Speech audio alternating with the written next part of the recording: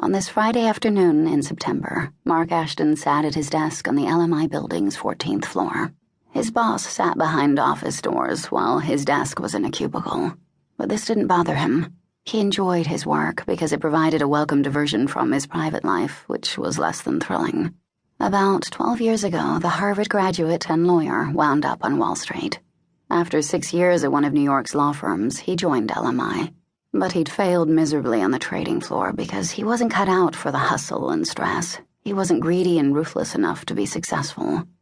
Human Resources had moved him to a position in syndication at his own request, and he'd been quite happy there for 3 years. Detailed calculations, financial statements, and financial analyses were more to his liking. When the new head of M&A was searching for someone good at mundane number crunching, Mark applied on a whim and got the job. He didn't regret it one bit. M&A was an exciting business. Mark paused for a second, took off his glasses, and rubbed his eyes. Alex Sondheim was the smartest and most competent boss he'd ever had. She managed to motivate her team like no one else. She noticed every error and registered all weaknesses, but she never exposed anyone publicly. Ashton quickly realized that he shouldn't enter her office unprepared. Praise from Alex was a rare event, and the team she'd formed from this mixed group soon felt a sense of devotion that was unparalleled in the egocentric world of Wall Street. The entire department worked late into the night and on weekends without complaint. Closed deals were celebrated after work at the St. John's Inn, Luna, or Reggie's at Hanover Square. For the first time, Mark felt like an integral member of an efficient team, and he owed it all to Alex. If for no other reason than that, he decided to pledge loyalty to her. He especially wanted to find out whether she'd be interested in what he had uncovered about a potential client during his research. His findings seemed suspect, and Mark wasn't sure what to make of it. The Wisconsin-based Hanson Paper Mill was one of the largest paper mills in the country, and they had shown interest in acquiring the prestigious but almost bankrupt American Roadmap Publishing Company. Mark questioned the motivation behind this because he couldn't identify any good reason for it. In order to find out more about the company, he researched the Hanson paper mill and discovered, to his surprise, that it was owned by a holding company called Civico from Panama. Civico was owned in turn by a company called Sunset Properties, which had incorporated in the British Virgin Islands in 1985. No information was available whatsoever about Sunset Properties. None of this had mattered so far, but it was striking that American Roadmap was already owned by Sunset Properties via a company called Sagamex SA of Monaco.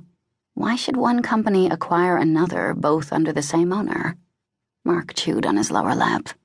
Should he tell Alex what he had discovered about Hanson and American Roadmap? No, he ultimately said out loud to himself, shaking his head. It doesn't matter. His job was to assemble the right numbers in order to prepare for an attractive takeover offer. If the deal went through, the legal department would take care of everything else. The day was pure hell. The market was inexplicably restless and had been for the past few weeks. The mad rush at the opening of the stock exchange was like the gates at the Super Bowl. Alex worked on the new deal under intense pressure, leading one telephone conference after another and poring over complicated financial reports. She scarfed down a sandwich for lunch, and if she wanted to avoid working throughout the entire weekend, dinner would have to wait. It was almost 3:30 when her direct line rang. Yes, she said, and rubbed her burning eyes. Hello, Alex. The sonorous voice, so close and unexpected in her ear, automatically quickened her pulse. It's me, Sergio. Hello, Sergio. Alex forced herself to sound relaxed. He had called her the day after Zach's party and invited her to lunch. His aura of power impressed Alex. She liked his attentiveness and was dazzled by the possibility of a closer relationship with him. This made her overlook the less than flattering rumors about the source of his incredible wealth and the fact that he was married. During their increasingly frequent meetings, Alex noticed how fascinated he was by her and how he tried to impress her. She'd acted cool and aloof until she was certain she had him hooked. Wielding power over a man like Sergio Vitali was more exciting than anything that she'd previously experienced. Alex hadn't had time for a long-term relationship with a man. She spent an occasional